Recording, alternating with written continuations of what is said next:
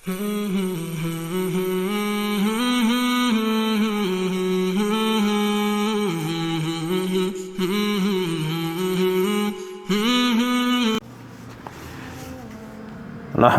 نصلی علی رسولہ الکریم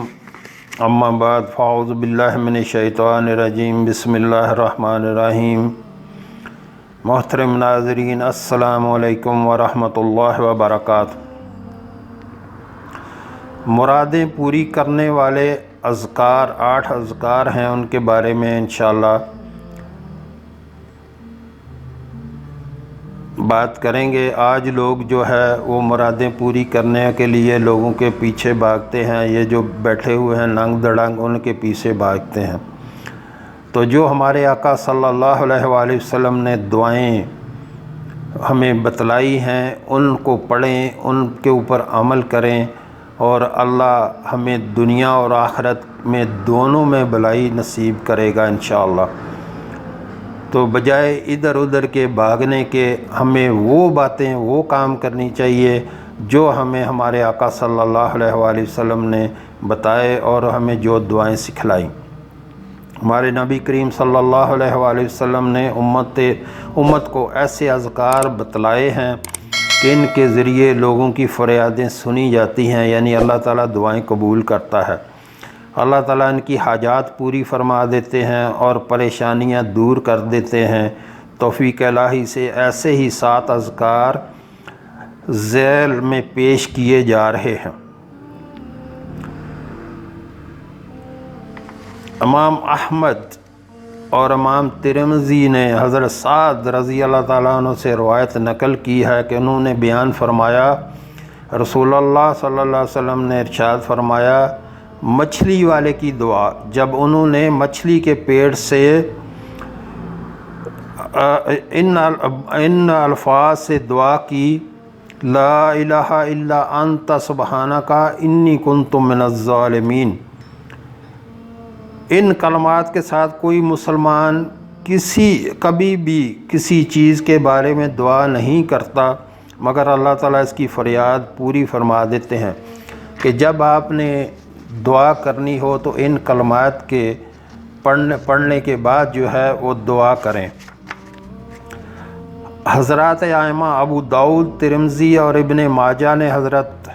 بریدہ رضی اللہ تعالیٰ عنہ سے روایت نقل کی ہے کہ انہوں نے بیان کیا کہ نبی کریم صلی اللہ علیہ وآلہ وسلم نے ایک شخص کو دعا کرتے ہوئے سنا اور وہ کہہ رہا تھا، اللہم انی اسألک بانی اشہد انک انت اللہ لا الہ الا انت الاحد الصمد الذی لم یلد ولم یولد ولم یکن لہ کفوا احد۔ انہوں نے یعنی راوی نے بیان کیا تو حضرت صلی اللہ علیہ وآلہ وسلم نے فرمایا، اس ذات کی قسم کہ جس کے ہاتھ میں میری جان ہے، بلا شبہ اس نے اللہ تعالیٰ سے ان کے اسم اعظم کے ساتھ سوال کیا، یعنی یہ دعا میں اسم اعظم ہے، سوال کیا ہے کہ جب اس کے ساتھ ان سے دعا کی جائے تو وہ قبول فرماتے ہیں کہ اسم اعظم کے ساتھ جو ہے اللہ تعالیٰ سے دعا کی جائے تو اللہ تعالیٰ دعا قبول فرماتے ہیں، اور جب ان کے ساتھ ان سے مانگا جائے تو اللہ تعالیٰ عطا فرماتے ہیں۔ تو کتنے بڑے فضیلت والی یہ دعا ہے۔ امام ابو داؤد نے حضرت انس رضی اللہ تعالیٰ عنہ سے روایت نقل کی ہے کہ وہ رسول اللہ صلی اللہ علیہ وسلم کے ساتھ بیٹھے تھے اور ایک شخص نماز پڑھ رہا تھا، اس شخص نے ان الفاظ کے ساتھ دعا کی، اللہم انی اسألک بان لک الحمد لا الہ الا انت المنان بدیع السماوات والارض یا ذو الجلال والاکرام یا حی یا قیوم۔ تو نبی کریم صلی اللہ علیہ وآلہ وسلم نے فرمایا، بلا شبہ اس نے اللہ تعالیٰ کے اسم عظیم کے ساتھ ان سے فریاد کی ہے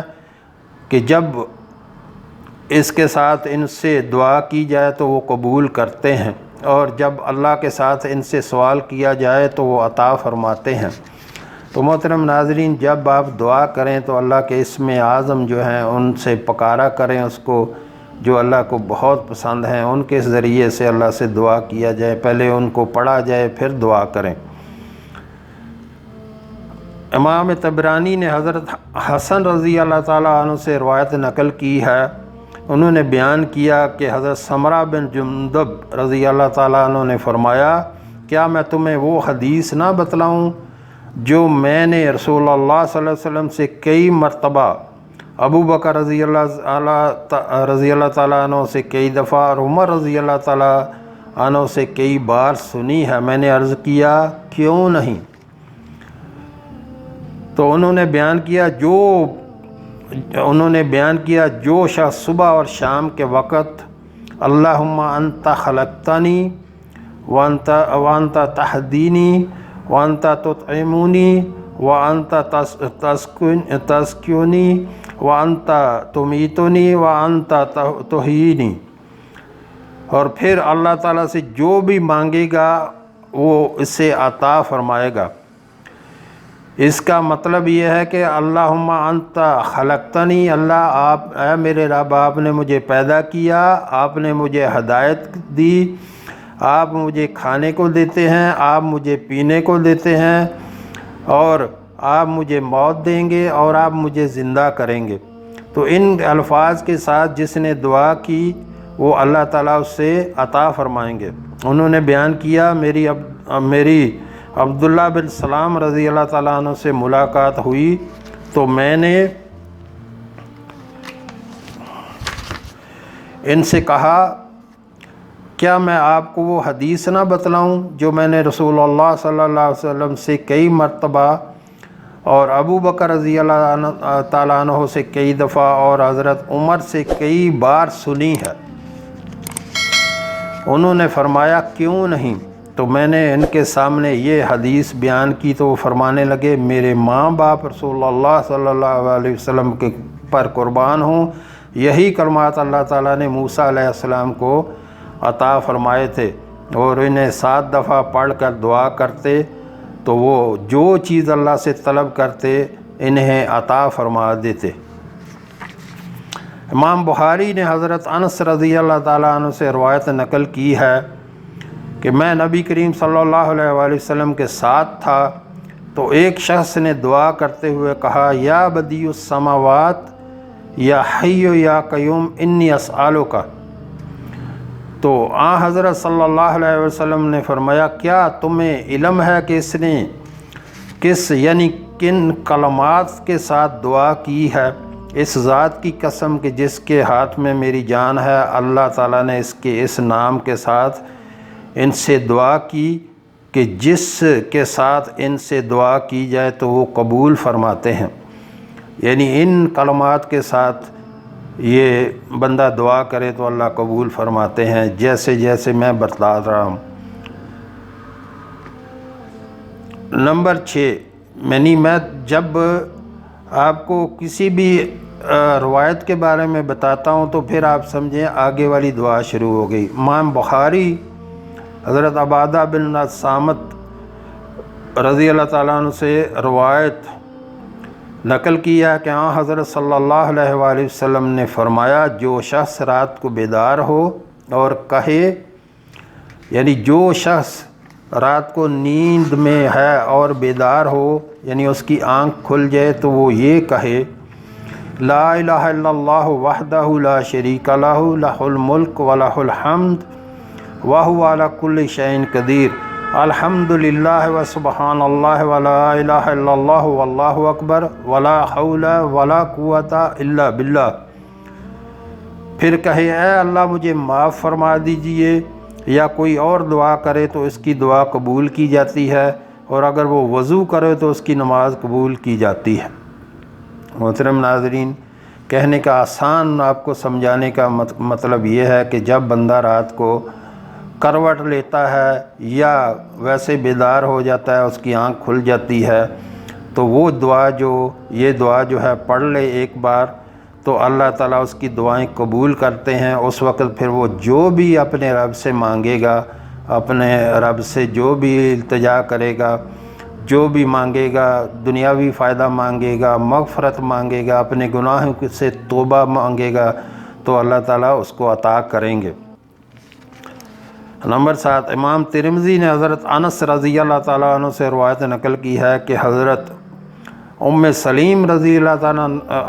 عنہا نبی کریم صلی اللہ علیہ وسلم کی خدمت میں حاضر ہوئیں اور عرض کیا، مجھے ایسے کلمات سکھائیے کہ میں انہیں نماز میں پڑھوں۔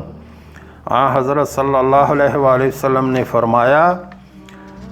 10 دفعہ اللہ اکبر کہو، 10 دفعہ سبحان اللہ کہو، 10 بار الحمدللہ کہو، پھر جو چاہو مانگو۔